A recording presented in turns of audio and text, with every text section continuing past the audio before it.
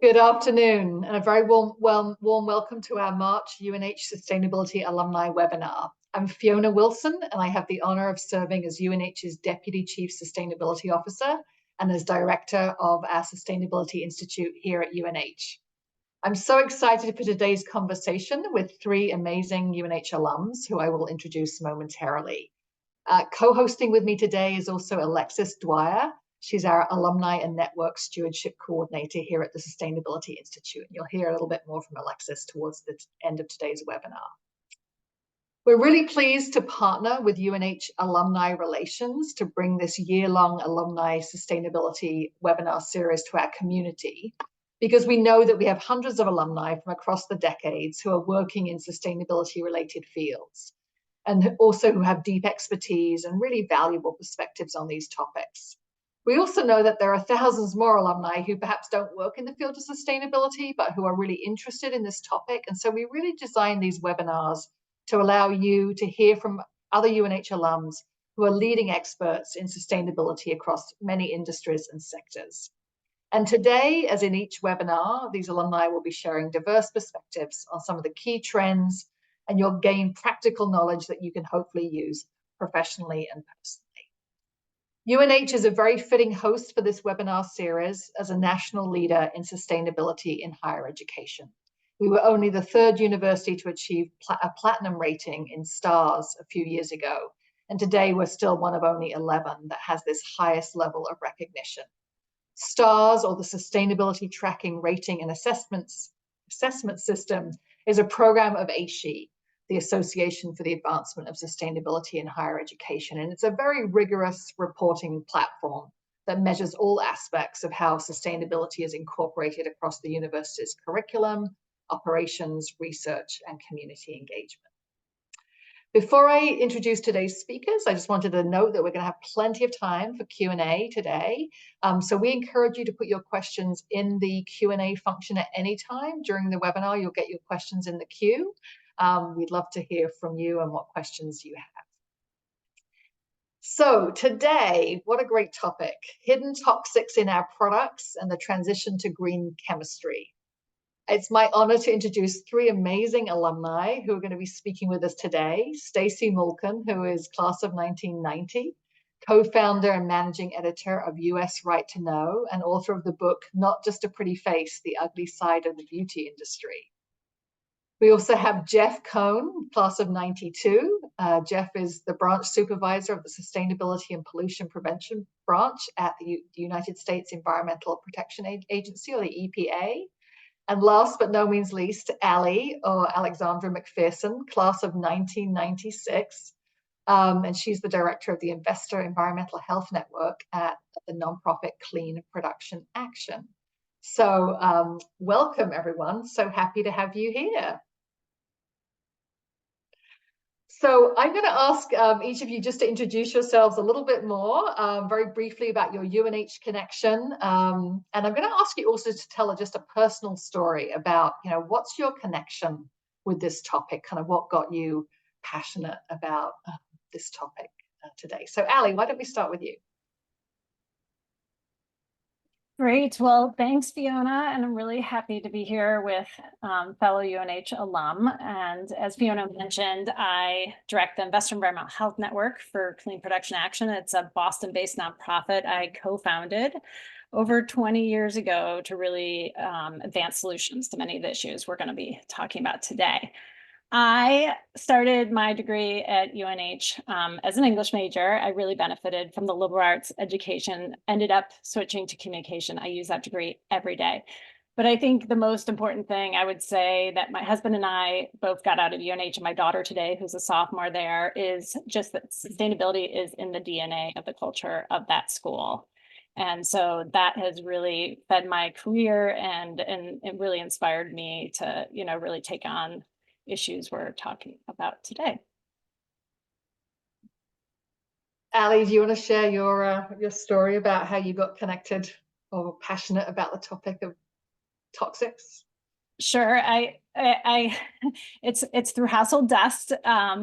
Ironically, that is really my orientation into understanding how chemicals are in our everyday lives. I had no idea that toxic chemicals were used in our products. I really felt that they were connected to factories and not in products we bring in our home. And I led a study where we collected dust samples from 70 homes around the country.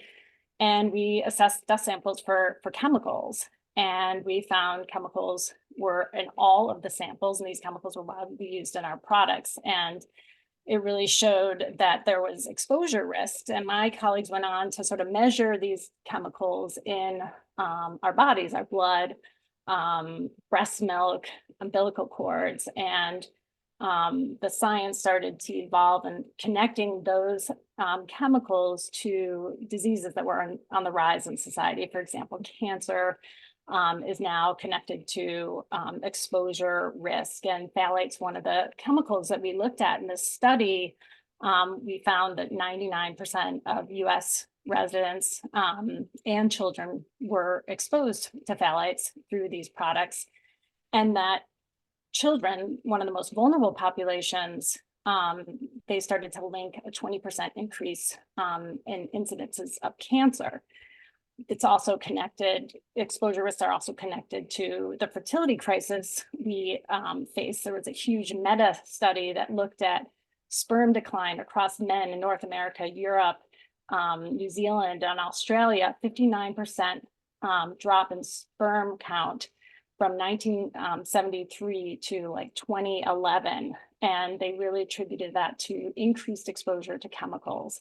And the biggest concern is the risks that vulnerable populations, communities made marginal by environmental injustices face. They have the toxic products in their home and they live by the factories, and we see the highest rate of incidences of death and disease in those communities. But there's a lot of good news to share, but that's really, my connection into the problem. Thanks so much, Ali. Yeah, sobering statistics, but I love the story of how you first got connected with this problem through that study of dust in our households. Really incredible. Stacy, let's turn to you. So tell us a little bit more about your UNH connection and maybe a story about how you got passionate about this topic. Well, thank you so much for having me, Fiona and Alexis. I'm thrilled to be here. I think I'm the elder in the group. I graduated in 1990, and I still think about my education all the time. I was also an English major, and I had great teachers at UNH. I really remember, in particular, Suki Kasanov. She was my freshman English teacher. She really instilled a love of writing. And Jane Harrington was an editing teacher who I felt like I was learning a new language of learning to edit. And I had professors also who encouraged me toward reporting and told me I was good at it. So I thought, oh, maybe I could do that. And I did that was my first career as a reporter. I moved to Colorado after UNH and worked for the Breckenridge Journal and local magazines. And then I went to Washington, D.C. and began working for environmental health groups as a communications director and strategist. So thinking about how to educate the public about what the science was telling us about the health impacts of chemicals in our everyday products.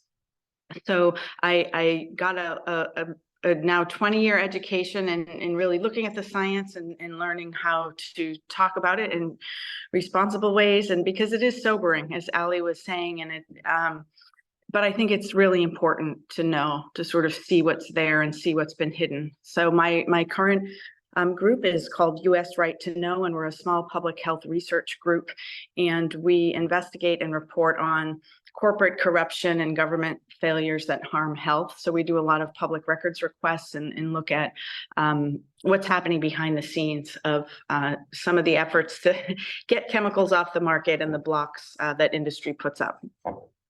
So, and as a personal story, I want to tell a story about when I was a reporter in Colorado. I didn't think very much about environmental health issues or chemicals growing up. I think young people do a lot more now these days. They're much more aware. But I was always looking for the big story. I had a monthly newspaper for a while, and at one point there was a controversy that erupted because the county, this was Summit County government, decided that they were going to spray herbicides on the bike paths to control weeds. And so people were upset about this, and so they called a meeting, and 200 people showed up at this meeting, which was in itself just so amazing because it was a very small community. So I was there to cover the story, and they started the meeting off with this very nicely produced 10-minute video talking about how all the terrible problem of weeds and the easy solution of chemical spraying. And then when the credits rolled and it was produced by Dow Chemical and Monsanto, and the room just like erupted and people were yelling. At one point, people were crying. And as a reporter, I thought, like, this is a great story. I was excited, but I ended up being able to spend a month then with investigating and just talking to a lot of people, like spending time with the weed scientists and the regulators. And it really was just so clear that there was a lot of knowledge about the weeds, but not a lot at all about what chemicals they were spraying all around public places. So, and at one point I asked the town manager, by the way, what are you spraying, or are you spraying anything on parks and the schoolyards? And he said, I'll never forget, he said, oh, just Roundup. You can buy that at Walmart, so it must be safe. And, you know, this was 30 years ago, but now we know that Roundup has a lot of link to a lot of health problems. So yeah. I've been thrilled, to just be able to report on these issues and try to shine light on them. I love that. What a great intro. Thank you, Stacy. And that's a perfect actually segue to Jeff. So Jeff, tell us a little bit more about your UNH connection and how you personally got so passionate about this topic. Yeah, hi, and thanks for inviting me on this webinar. This is a really fun and interesting, it's a great panel, and I'm looking forward to this conversation. I got an economics degree in 1992, but I will say I was on the 5-year plan at UNH. I was a pre-med for 3 years, and I was really enjoying some aspects of my biology major, like ecology, oceanography. And so I think I already had this idea that I wanted to get more into environmental issues. And then I took a economics course run by Richard England, who I think it was still teaching until just a few years ago. And he did a mock-up of overfishing, where we all had to pretend to be fishers, and we all had to look at a fishing situation and then pretend what would happen. And we ended up overfishing. We were all in an environmental economics class. We all had the best interest in mind, and we still ended up overfishing that resource. So that really inspired me. It said, you know, this is a thing that has to happen. We have to develop policy that will control people's behaviors, business behaviors. And so I shifted over to economics really quickly. I still have a lot of, biology in my background. I took organic chemistry and enjoyed some of that, but economics is where I ended up. And now I'm at EPA. I'm a supervisor overseeing several different programs. One is a grant program that goes out to states, and states include universities, to do direct technical assistance to businesses to identify pollution prevention. So this is a pollution prevention grant. We also have a program that's called environmental preferable purchasing, where we use the federal government's prodigious wallet / purse to influence the way we do purchasing in the federal government. And we're trying to require every acquisition to follow environmental guidelines in the way that we do purchasing.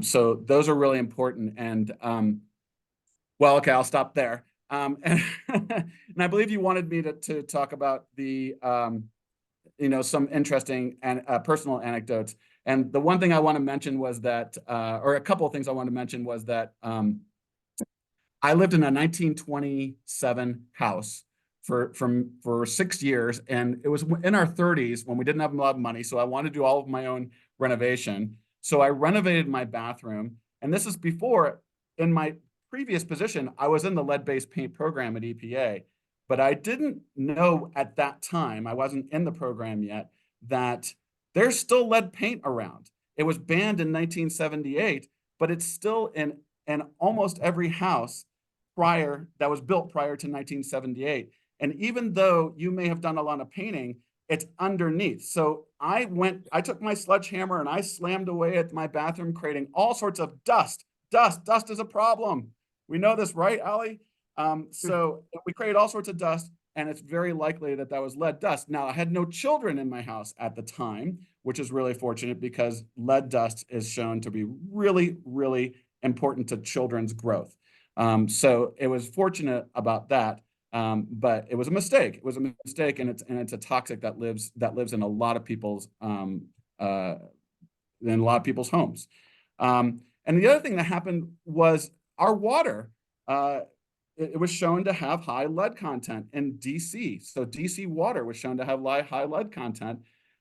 So I got this letter saying, we're going to replace the main pipeline in the street, but we're not going to replace the service line coming from the main pipeline in the street to your house. You have to pay, it was like $5,000 or $6,000 for that pipe to be replaced, just so we didn't have lead in our water. So lead is everywhere. Unfortunately, we all saw Flint, Michigan, and you have to be aware. You have to be aware of these things. And just quickly, I'm going to say that one of the things I did in my previous position was help with outreach on the Toxic Substances Control Act, which was reauthorized in 2016 to give EPA a lot more teeth. And we're looking at 30 different chemicals at any one time. So I might have gone into a meeting where we're looking at several different phthalates. And I didn't know anything about phthalate. It's really hard to spell phthalate. But they said that phthalates are in almost every plastic. Phthalate is used to make plastic soft. So if you ever have a plastic, like plastic tubing or anything like that's pliable and soft, that's because of phthalates. And it appears that there are some serious health considerations with phthalates, and EPA is looking very closely at what we can do to potentially either ban or limit the use of phthalates in plastics. So these are all coming together. I'll walk into another meeting, they'll tell me some product I use every day is not good for you. I'll use pans, the pans, our pan, what do you call the PFAS pan? Teflon. Yeah. The Teflon pans. I think I learned that through the news rather than through an EPA meeting necessarily. But it's hard to realize that suddenly you've got these pans that aren't good for you. And I just want to say overall, last statement is that it's not your fault. It's not your fault that there are toxics in your environment. It's companies that are trying to do their best to give you an inexpensive, effective product.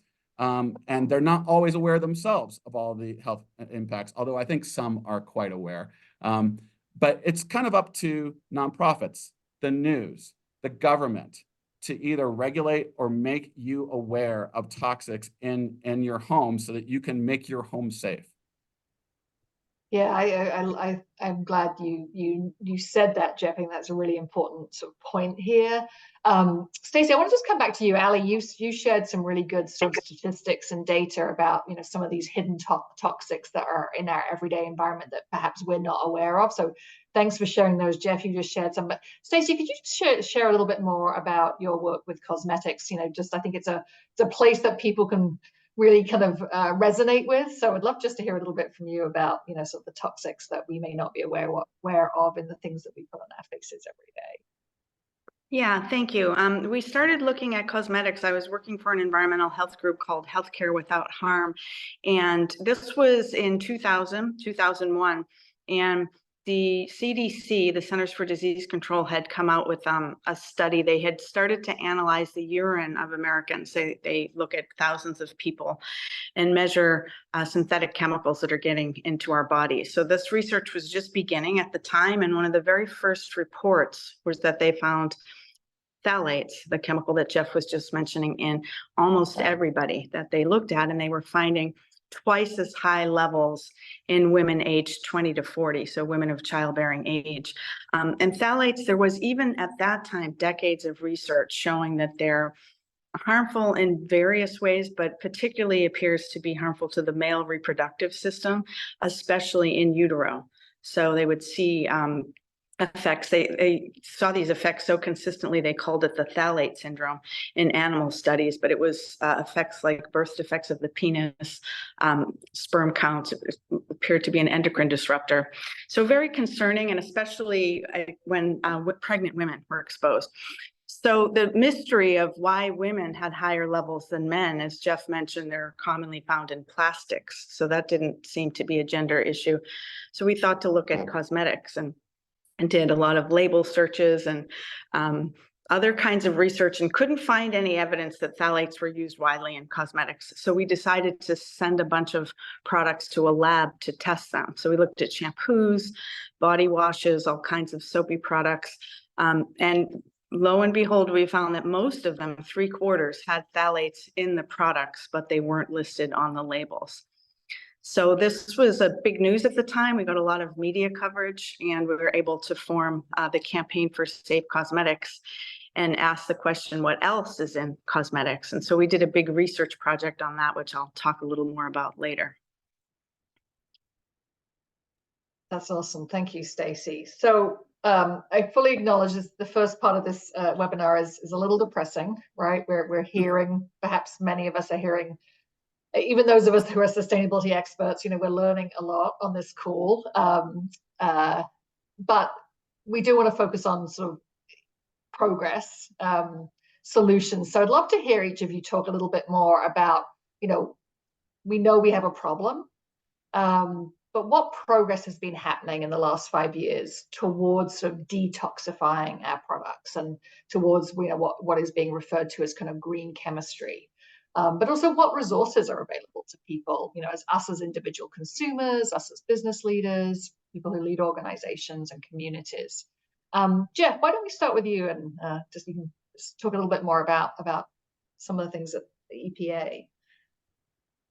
Sure. I mean, for EPA, we sort of separate sustainability from regulatory programs. And the way I think about it is the regulatory part of our programs is setting the floor, but sustainability is trying to get above and beyond regulation. And that's really important for our health, because regulation can only, you know, it has to be real with regard to what is possible, you know, for businesses to create in our products. And sometimes we can't ban things that we want to ban because they have to exist, you know, to continue to be used by our products. So I think about regulation, and the Toxic Substances Control Act is an excellent example of situations where it's so bad we have to ban it. So we just proposed to ban TCE we've proposed to ban methylene chloride, where, you know, TCE is commonly used in dry cleaning. A lot of dry cleaners have moved on, maybe not in every community. So some of the poorer communities, you know, since TCE is an inexpensive way of doing dry cleaning, they haven't made the transition. So it's going to take a while, but eventually there's going to be no more TCE in dry cleaning, thanks to EPA banning the chemical. That's not final yet, as my understanding, but that's something we're trying to do. And then from there, we have to look at what we think in our program right now is you have to look at the labels. You have to know, there has to be labels out there that help you make a decision about what is safe in your home, and then differentiate those labels that are not helping you that much. So everybody's probably heard of greenwashing. You know, that some companies, some big companies might say, this is green, this is, you know, this is amazing green product. But no, a lot of those do not meet our standards for what is a good green label. And you have to have the scientific underpinnings for that label. You have to have the right conformance criteria, and you have to have the evaluation, you know, being done by a third party. Otherwise, we do not consider it to be an adequately developed label. So our environmental preferable purchasing program is trying to make that differentiation for federal government. That doesn't mean that anybody can't at least take a look at those things. And obviously, the labels that we're creating at EPA qualify as good labels. And I think part of the advantage of EPA is that we don't have a stake necessarily in the success of a product. So Safer Choice is a really good example of where we're looking really hard. Fiona's holding up a bottle of 7th generation cleaner that has a little Safer Choice label on it. And we worked really hard to identify the science that has to be used to identify the cleaners that are performing well. They have to perform well and meet safe criteria, and then they get the Safer Choice label. So I fully encourage you to look at Safer Choice. When you're buying a computer, we worked really hard to develop electronic standards around EPEAT. EPEAT is a standard that electronic standard for environmental usage. And there's other really great labels out there, but I encourage you to make sure that it's not necessarily a greenwashing label. And I think we're trying to work harder and harder in my program to show the difference between those two. Yeah, thank you, Jeff. Ali, I think that's a great sort of segue to you. You know, you do a lot of work with large companies, large brands. You know, I know you're leading a lot of really exciting collaborative efforts around the world. So I'd love to have you talk a little bit about some of the kind of solutions that you're seeing and some of the work that you're involved in. It's taking us in the right direction. Yeah, so I merged out of the dust world. It was not a career to be made in collecting dust, although people are still collecting dust. And, you know, my organization really shifted to the solution. Like, there are these chemicals, they're in our products, they're in our lives, they're in our bodies, homes.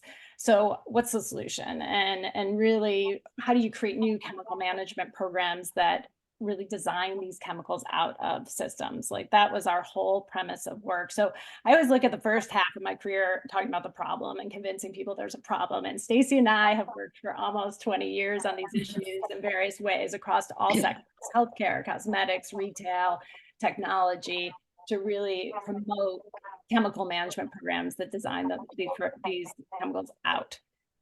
So one of the really exciting things of the juncture where we are now is there's real momentum. And I would say there are 3 market forces that are really driving change and creating safer products for all of us.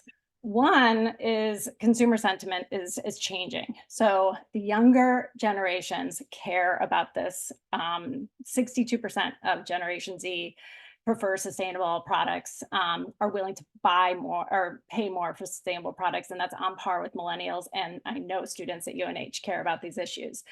Second, these toxic chemicals cost a lot more money. When Jeffrey mentioned Teflon, that's PFAS. A lot of people are hearing about PFAS, a forever chemical, water contamination right now, used ubiquitously in almost everything. we have.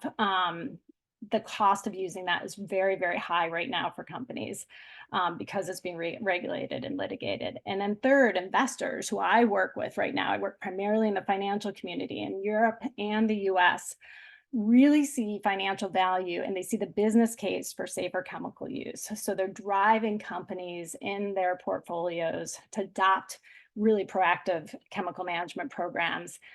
And I just, I wanted to provide some examples, of companies that I think are in our everyday lives, and just to show you like the power of what Jeffrey's doing, the power of what, Stacy talked about. First, retailers really care about this issue. We work with them on chemical footprinting. So it's like an equivalent of a carbon footprint.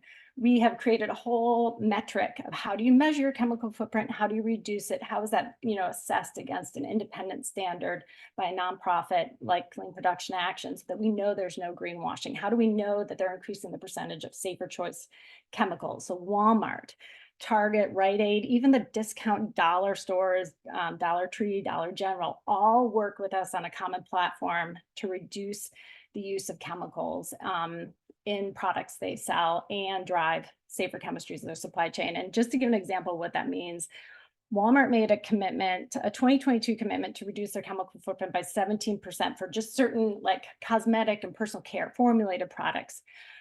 That emerged into a 37 million pound reduction of toxic chemicals. That's a 17% reduction for a small part of their product portfolio. That shows you how much, opportunity there is. And then the retail suppliers are really responding. So popular brands like Procter & Gamble, Clorox, Reckitt, think Lysol, Nike, HP, they're all changing their chemistries to meet this growing demand. And P&G has 24 products now that are in the Safer Choice program. We want 100%, like that's our goal when we work with these companies, but what the EPA has done has really created a demarcation and a goal for us to push companies towards like the better. And then tech companies are collaborating in ways we have never seen. I have worked deeply with the companies like Apple and HP and Dell, and they realized to move their supply chain, they really have to come together, right? The cost of changing these chemistries that have been used ubiquitously and have performed well from a functionality perspective is not insignificant, even for a company like Apple. So they've all joined on these platforms. One's called the Towards Zero Exposure Pledge. So this means that they have committed together to shift their supply chains to safer solvents. So they're going to not use carcinogens in their products. And that is creating change at a much faster rate. And all those companies are in EP, what Jeff just mentioned. So EP created, a level playing field, and then companies are even going further, to drive really positive change. So those are all brands that like are creating ripple effects and opening up, new opportunities and giving everyone a choice of a safer product. And that's what keeps us all motivated on the larger, more depressing stats. Yeah, thanks for sharing those very sort of tangible examples, Ali. I think that is very motivating to hear. And it really, for me, I love the way you described it, because you're really talking about, the role that the EPA plays in terms of legislation, but also creating these labels. But then you're, as an NGO, you're then working with some of these big brand companies to really help them make that transition, which is really good to be hearing about. Stacy, let's switch to you. I'd love to hear about some of the work that's happening in your industry around some of these positive trends that we're seeing. You talked a lot about the problem that you first uncovered in the early 2000s, but where are we today? So we worked on the beauty industry in several ways. First of all, I mentioned we asked the question, what else is in cosmetics? And we did two major types of research. We tested hundreds of products at labs to look for toxins that weren't on labels, and found and reported about many problems, including lead in lipstick, formaldehyde in baby shampoos, and many other hidden toxins. And then also my colleagues at Environmental Working Group built the Skin Deep database, which, and I write in my book about all of these stories of the small group of women who took on the beauty industry. Really, it's inspiring what small groups of people can do. And so that is where my hope is. The Skin Deep database is a great tool. Jane Houlihan was the creator. She put tens of thousands of ingredients into the database and matched them up with all the top scientific public databases of chemical hazards from governments and universities, and sort of matched this up in this database that ranks products from 0 to 10, with 10 being most toxic. So that's a great tool for putting power into the hands of consumers, and young people love this to do their own research about what's in products. So that was a first piece, just shining light on this industry to see what's in the products we're putting on our bodies and our babies. And then we took on the companies. We named names. We went after brands. We put pressure from the outside to say to companies, and they were already having to take some of the most toxic chemicals out of their products in Europe. So we were saying to them, hey, will you take them out of US products? And the big beauty brands were not really willing to work with us. So that was kind of eye-opening, but in retrospect, not surprising. So we pressured them, and we did a lot of media work. As Jeff said earlier, the nonprofits and the media and the government, it really takes all of these strategies to move this industry. And so, yeah, we had a lot of successes in terms of some of the bigger brands and well-known products reformulating their products and removing chemicals of concern. And at the end of the day, I think it's really, it's more confusing than it needs to be for consumers, for sure. But there are lots of things you can do to just to clean up your own personal environment from toxic chemicals. And that's just choosing products that are have fewer chemicals, simpler ingredient lists. Also organic food, I think, is a really important piece of this, and just reducing toxins in around the home. And there are lots of great tools online and groups like Allie's, and my group does a lot of reporting also on the pesticide industry. We do science fact sheets at usrtk.org.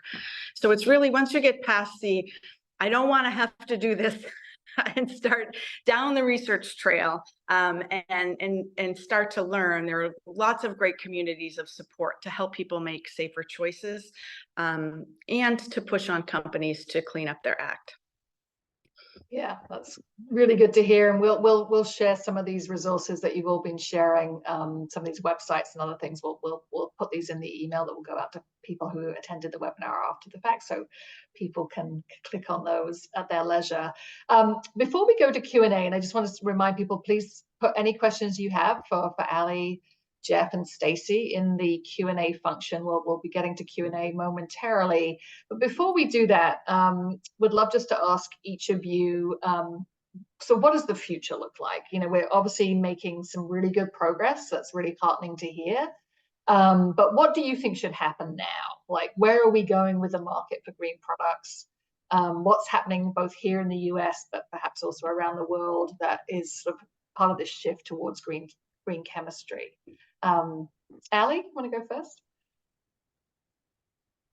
We 2 years ago embarked on sort of an effort to figure that out. We wanted to see if all this demand and change that we saw with the companies I mentioned was actually creating the opportunity for new companies to emerge, like new companies that are actually creating new chemicals. And through that process, I was introduced to this company called Iconics, which is in UNH's backyard, literally. It's in Stratham. It was co-founded by a UNH alum. And we learned that they had a whole mission to not only detoxify their products, but decarbonize them and make them affordable. And they started with like dishwashing tablets. And they're used by over 100 brands, including companies that are, you know, well known to us. And they really are like the basis of a new chemical economy. And that's really our hope going forward. And they want to transition into diapers and skincare and other products, but detoxified, decarbonized, made in Stratham, and growing rapidly, really in response to Europe. Like, Europe is pulling them along because they have stricter regulations, but it's exciting company, you know, for all of us to be more aware of and be proud of, the UNH connection. So that's really the future. There's another company just south, Evolve by Nature. They're making new molecules that are designed to be safer for people on the planet. So like it's inherently better, and they're for textiles and skincare, and they're really competing against petrochemicals. So petrochemicals are, you know, made by the oil companies, the same, the fossil fuels you use for your gas in the cars. You know, we also make chemicals from those that are really carbon intensive, and they're very toxic, and they're very cheap. So Evolve by Nature is really competing in that space. And I have to end with one of my favorite companies just because of what Stacy said, and, you know, a company that my whole family uses, which is Beauty Counter. And so they have a never list of 1,800 chemicals. They make over 100 non-toxic products. And so when you think about like a never list of over 1,800 chemicals, like that's the sphere they're dealing with just for my, you know, foundational makeup. And they're really growing and competing against the conventional companies because young buyers want safer products, they want transparency, and they really want better. And that's like, I think that's the future. These companies that have emerged in the last decade, they're growing and they're competing and they're offering affordable, safer products. Well, that's great. Thanks for those examples. And the first company you mentioned, Ali, is Itaconix, Itaconix, I think, right? Itaconix.com. Yes, very good. Yeah. It took me a while to get their name. Yeah, we'll be checking that out for sure. Stacy, tell us a little bit about, you know, what's the future holding? Where should things be headed? Yeah, thank you. Well, my hope is in the young people, and I really think young people have a strong voice and a critical role to play in what is going to be an interesting few decades ahead of us because we're dealing with a lot of environmental crises that are converging. I tell a story in my book about how the Teens for Safe Cosmetics found our work and research and formed a group. And there was this one moment when I was feeling like I could never finish writing this book. I have to give up. And I went to this event in San Francisco where these girls were holding a rally, and they were lined up on stage dressed in prom dresses and combat boots, saying that they were going to kick the butt of the $60 billion beauty industry. And like that energy was just so inspiring. And at one point they went and lobbied, the governor at the time was Arnold Schwarzenegger, and they sat in his office. And because they were teens who refused to leave the building, they actually did get a meeting. And were crucial in passing the California Safe Cosmetics Act, which gave the government in California some tools to report about carcinogens in products and go after some companies that had high levels of formaldehyde in hair straighteners and so forth. And I wanted to mention also just that a lot of our research showed that products for women of color were some of the most toxic and used the most. And so it's including in nail salons, but also some of the hair straighteners and hair treatments for Black women. It's really an environmental justice issue. And in the end, it's all connected. My greatest learning from studying environmental health science is just that the environment is our bodies, and the same poisons that are running through the rivers and dumped in the lakes and microplastics in the ocean are running through our bodies and into our children. And I think when you see that picture, and that's what the science is showing, finding industrial chemicals even in the bodies of newborn babies, it's time to say, how can we do things differently? And so that's a huge challenge, but it's also a huge opportunity for young people coming up into their careers, that there are so many places to plug in and do this work, and create the new systems. I think like creating the companies, like Ali was mentioning, the small companies, local food systems is going to be the hope of our future. Yeah, no, absolutely. I couldn't agree more. As beautifully said, Stacy. Thank you. We want to go to Q&A from the audience. And Jeff, I know you didn't get a chance to talk about the future, so maybe you can do that briefly, but I'm also going to give you the first question, which is, does the EPA or any organization have a list of the different labels that are better and safer for consumers? Yeah, we have a list of labels that we think meet all the criteria for what a good label is. I'll drop it in the chat to everybody. It's it's what we use for institutional purchasing and federal government. There's no reason that everyday citizens can't use those things. I want to start with something a little bit depressing before I talk about something going into the future. I just want to touch that I know from my perspective, I don't study emerging contaminants, but I feel like PFAS kind of came out of nowhere. I feel like phthalates kind of came out of nowhere. The science is evolving. We talk about emerging contaminants all the time at EPA. There's more to come, unfortunately. We will hear about other chemicals in our lives that are affecting us. And I think it's up to us to just sort of make the adjustments as we figure them out. And don't dwell on, hey, how come nobody told me about this chemical before? What the hell? I've had nonstick pans for years. And by the way, if you have nonstick pans that have been sitting around in your cupboards for years and years, please just throw them away, get new ones. They don't use PFAS anymore. Anyway, so those little things will continue to come out, and we can all just do our best. And one other message I want to say is that EPA, we're like, if for any of you that have worked in government before, government is slow. We have big impact when we finally get our decisions out. But for example, the Toxic Substances Control Act, every chemical we look at takes a minimum. We are going blazing fast if we finish our rulemakings in 5 years. We have to look at all available science. We have to look at every single use and where the chemical is in our community. And then we start regulating and figuring out how we want to regulate that chemical. So we're slow.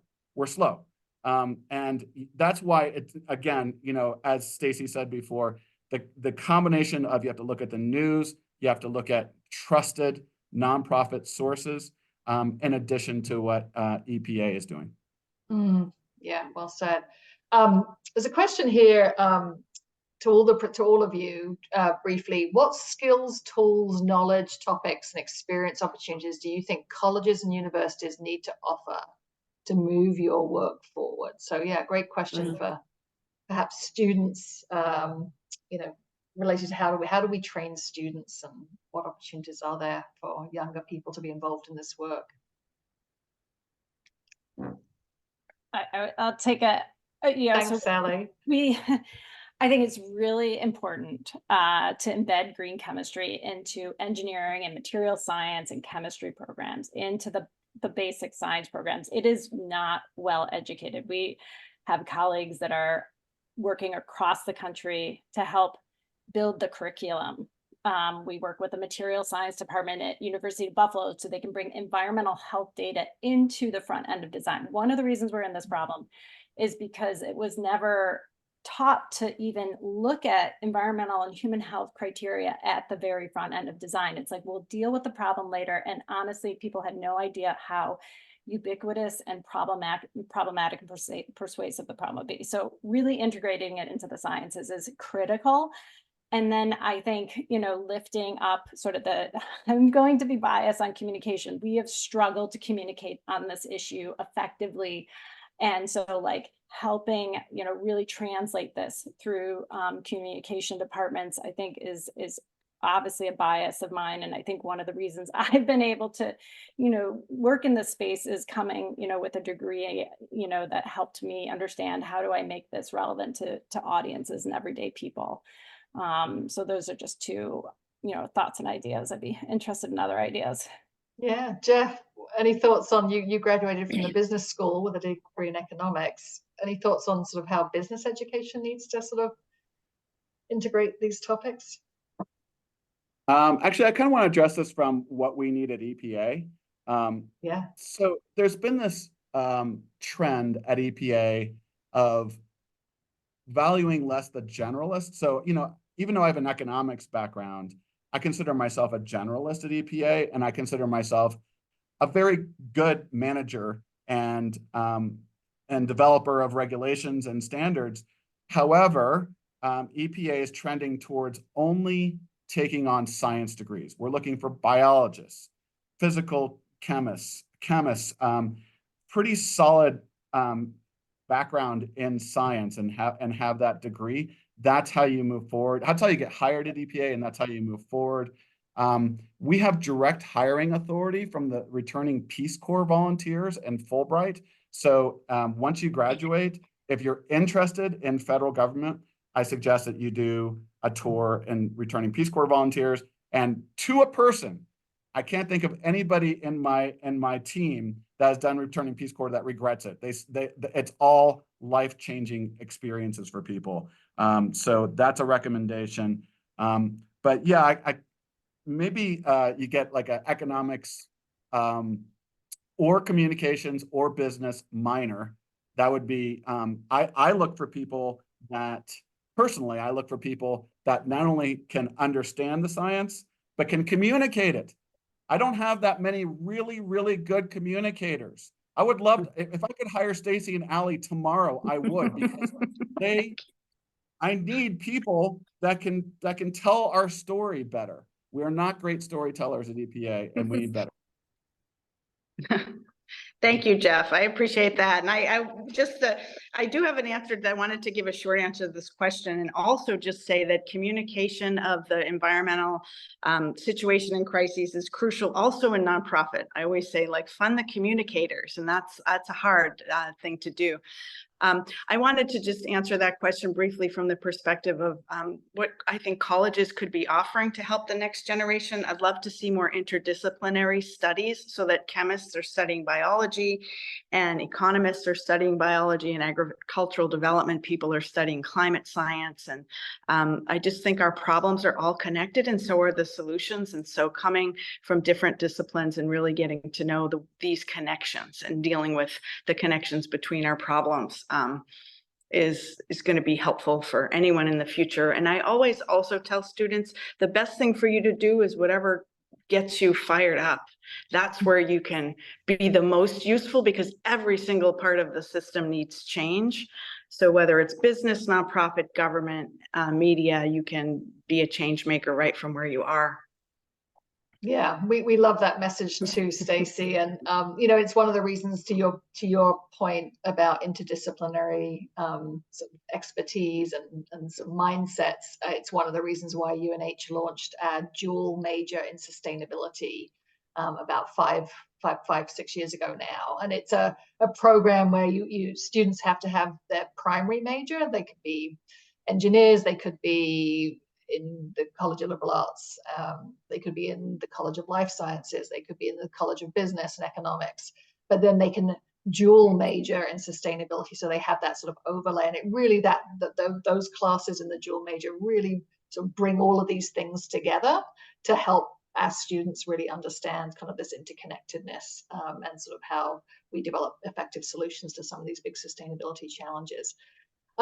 We've got a couple of very specific questions, and I don't know whether we have expertise on the panel to answer them or not. So I'll go through them quickly, and you can volunteer if you have a good answer, and if not, we'll have to skip them. But so one is around this question of natural, quote unquote, natural flavors as an ingredient in food products. The person says, I thought I heard that natural flavors are actually chemicals that taste like real food. Is anyone equipped to answer that question? I will just say quickly that we do need stronger regulations and clear food labeling. Artificial sweeteners are a huge concern, and we have fact sheets on our website about chemicals hiding in foods and some of the health issues related to ultra-processed foods at usrtk.org. Thank you, Stacy. There's also a question here about, oh, sorry, Jeff, go ahead. Yeah. One other thing I'll add is that, you know, things you learn, you know, at EPA, there are companies that specialize in fragrances. They, if you get Tide and it says ocean scent, Tide did not develop that fragrance. There are companies mostly in New Jersey that are developing big vats of ocean scented stuff using phthalates, unfortunately, and And those vats are then sent to the companies to add to the thing. So all those fragrances, they're chemicals. They're chemicals. And that's why a lot of people ask for fragrance free, but you know, it is nice to get, you know, vanilla scented or something, but yeah, they're created artificially. There are sometimes fragrances used in food too. I've heard of foods getting tested, and so yeah, the best advice for food is organic certification and avoiding processed foods, which I really truly think is one of the best things we can all do for our health. So using that USDA organic certification, Stacy. Yeah. Yeah. By the way, that site visit that I did in New Jersey was the nicest smelling facility I've ever been to. After going to foundries and all sorts of steel and stinky facility site visits, that was the best smelling facility I've ever been to. That's great. I would just say on the natural piece, just to add to that, is natural is not a standard.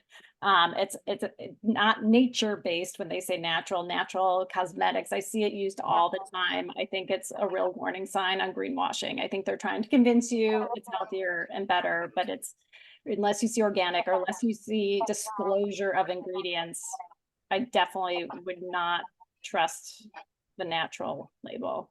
Mm-hmm. Oh, the term even is not even a label, right? It's just sort of like people use it indiscriminately, but it's not an official label, I guess is what we're saying, right? So question here about antibacterial soaps. I'm amazed to still see them, soaps and detergents on the market when we have known for decades how they are contributing to resistant bacteria, particularly, I guess, in the wake of COVID, when we all used a lot of these products. Anyone willing to answer or able to answer that question? Allie, do you want to take that one? You know, I mean, I can. Yeah. I'll just share a perspective then, Stacy. I think you can add to it. I mean, I think when you're talking about, I wouldn't want to get into the science on antibacterial. I would get into the fact that the chemicals that they're using to kill bacteria are very problematic for our immune systems. And so it compromises our ability to, I think, do what our body, you know, does to naturally protect ourselves. And so that's one of the reasons why these synthetic chemicals really shouldn't be in our skin products. And Stacy, I know you have a perspective on this as well. Well, yeah, my thought is just that unnecessary and at best neutral, at worst harmful. But the best way to just wash your hands for 20 seconds thoroughly with any soap, with just soap and water, is as effective as antibacterials. And a lot of the antibacterials are problematic and getting into waterways, harming fish, etc. Yeah, thanks, Stacy. Jeff, I think a quick answer for you here. Let's see. What are the best precautions you can take if you need to disturb lead paint for a home repair and have young children? Yeah, thank you for that. Actually, I'm really excited that you asked that question. There are certified contractors to do any type of renovation and painting in your community. And I'll see if I can find the link quickly. But if you go to epa.gov/lead, there is a list of certified contractors. And we work really hard every year to provide free training to contractors so that they can get that certification. They just have to go through the training. Everybody at their company has to do the training. Can't just do one person. But yeah, there should be contractors, and unless you're super rural, there should be contractors in every community. And some people say they're more expensive, but they're not. They're only a little bit more expensive, and they just do lots of really common sense things about capturing the dust as they're doing their renovation and painting. And it's really important. And I don't live in a 1927 house anymore, but I would definitely get a certified paint contractor in the future. EPA just made a proposed determination, I don't know, 6 months ago, that said any amount of lead that's remaining after a cleanup is not safe. Zero. Like if you detect it and any laboratory results, it's not safe. Like we do not consider lead to be safe in any amount right now.